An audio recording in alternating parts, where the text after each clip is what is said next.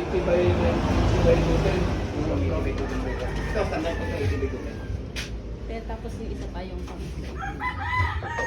Pag mga sliding sa kusina, 90 by 210 din. Oh, dapat ano yun, solid din. Dapat ganito rin yun, solid. Kasi likod yun. Entry. Sa mga kwarto, pwede yun. Plywood yan. Opo, plywood po ito. Pero yung plywood po nito, hindi naman ito. Yan yung ordinary, yung pula na yan. Ano yan, ordinary. Marine siya, pero China. Ito po, ang bigay po namin ito is 4-5 eh. Isang tama ba nito?